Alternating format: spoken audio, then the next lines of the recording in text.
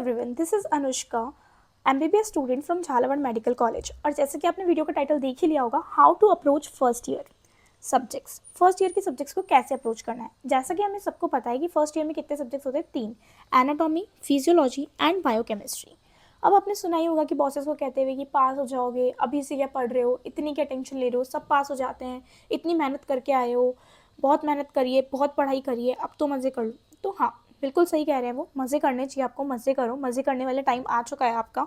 और first year ही सबसे best year होता है, मैं जैसा जानती हूँ अभी तक, जैसे मैं फोर्थ ईयर में आ गई हूँ, तो फर्स्ट ईयर ही सबसे बेस्ट ईयर है मज़े करने का। बट एनाटॉमी ऐसा सब्जेक्ट नहीं है। एनाटॉमी एक वास्ट सब्जेक्ट है जिसको आपको रेगुलरली पढ़ना पड़ेगा।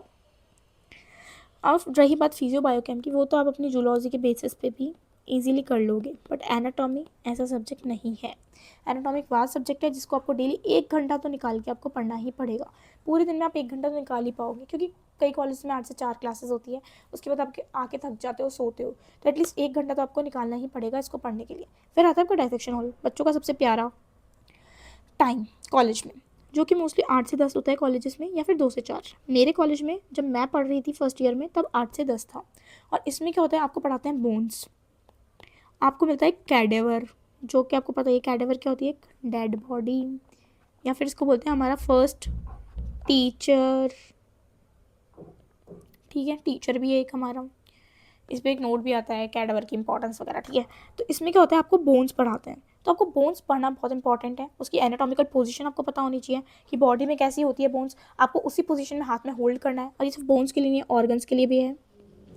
ऑर्गन्स भी आपको होल्ड करने आने चाहिए कि बॉडी में ऑर्गन्स कैसे पड़े हैं, उसको होल्ड करना आना चाहिए। एंटीरियर पोस्टीरियर पोजीशन पता होनी चाहिए बोन की, मसल कौन सी अटैच है वो पता होनी चाहिए, नर्व्स कौन सी सप्लाई कर रही है वो आपको पता होना चाहिए। इंपॉर्टेंट है ये सारी बातें। और ये वाइवा में बहुत पूछा जाता है। वाइवा होगा आपको तो बोन उठवाएंगे, बताओ बोन उठाओ, कौन सी बोन है पहले तो ये बताओ, इसको एनाटॉमिकल पोजीशन में पकड़ के बताओ, इसकी मसल सप्लाई बताओ, नर्व सप्लाई बताओ, इससे क्या डिजीज़ हो रहा है वो बताओ, ये टूट गई, कोई नर्व सप्लाई बंद हो गई, क्या डिजीज़ होगा। तो ये सारे क्वेश्चन आपको वाइवा में पूछे जाएंगे, बहुत इंपॉर्टेंट होता है। हमारे कॉलेज में तो 1 महीने में एक एग्जाम होता था जिसको नाम दे दिया था सब स्टेज। सिर्फ नेट का होता था वो सब स्टेज। तो उसमें हमें बोन उठवाई जाती थी, हमसे ऑर्गन उठवाए जाते थे और पूछे जाते थे, वाट लगती थी, और डायग्राम, एक फाइल भी बनवाई जाती थी, उसमें डायग्राम होते थे। तो आपको भी ये सब करना पड़ेगा। और हिस्टो की भी फाइल होती थी, हिस्टो, और कलर वलर वाली, वो भी करना पड़ता था। फिर आता है वास्ट सब्जेक्ट है, एनाटॉमी क्या है, एक वास्ट सब्जेक्ट है।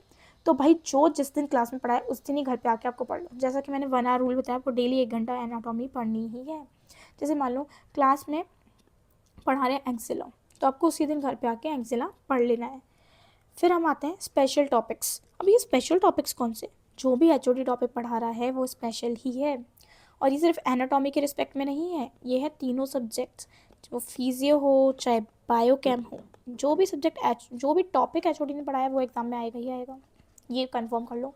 तो एचओडी की क्लास कभी बंक ना करें, और क्लासेस आप बंक कर सकते हैं but never bunk HODs class. उसके बाद आता है diagram. Anatomy equals to diagram. Anatomy किसके इक्वल है, इक्वल्स टू डायग्राम। क्यों बोल रही हूँ मैं ऐसा, मान लो अगर 5 मार्क्स का कोई क्वेश्चन आपके पास आ रहा है, तो उसमें से 3 मार्क्स तो आपके डायग्राम के ही है। 3 मार्क्स तो किसके हैं, डायग्राम के, और 2 मार्क्स किसके हैं, थ्योरी के। अब आप सोचो कि मैं तो भर भर के थ्योरी लिख दी, मैं तो सब रट के गई थी, मुझे 5 नंबर क्यों नहीं मिले, मुझे 2 ही क्यों मिले। बेटा आपने डायग्राम कहाँ बनाया। डायग्राम इतना इंपॉर्टेंट है कि भाई अगर आप थ्योरी में नहीं लिख पा रहे हो पर आपने डायग्राम बना दिया है, नंबर पक्के मान लो। मैं तो सबसे पहले ये करूँ, कोई भी क्वेश्चन आया, कोई भी क्वेश्चन आ रहा है 5 मार्क्स का, सबसे पहले डायग्राम बनाऊँ, उसके बाद में थ्योरी लिखना चालू कर देती हूँ।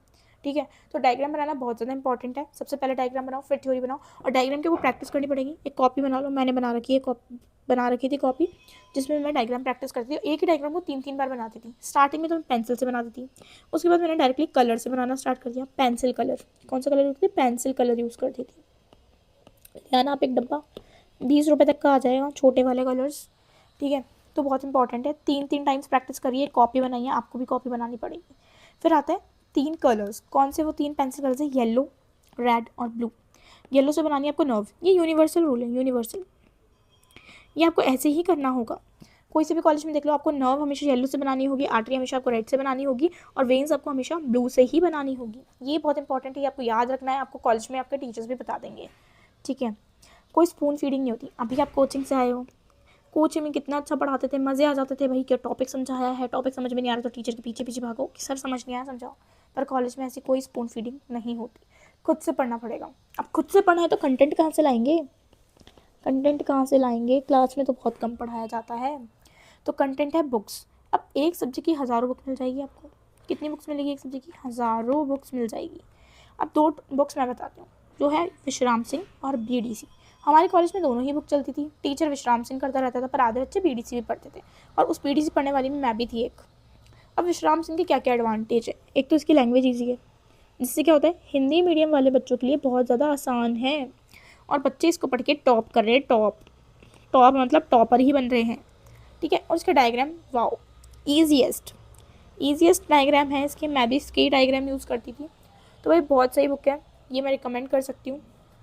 मान लो कोई टॉपिक ऐसा आ गया विश्राम सिंह में जो समझ नहीं आ रही है ही नहीं, तो वो BDC से प्रेफर करे।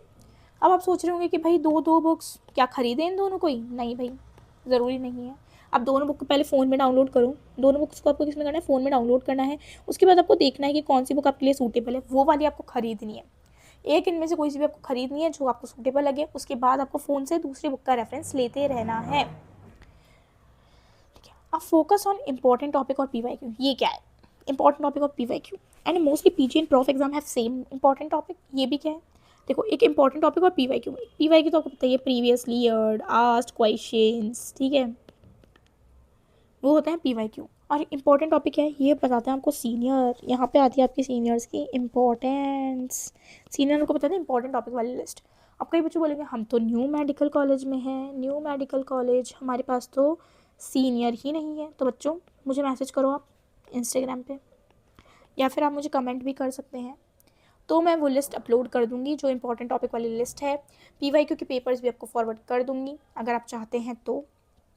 ठीक है, मोस्टली PG और प्रॉफ एग्ज़ाम के टॉपिक सेम होते हैं।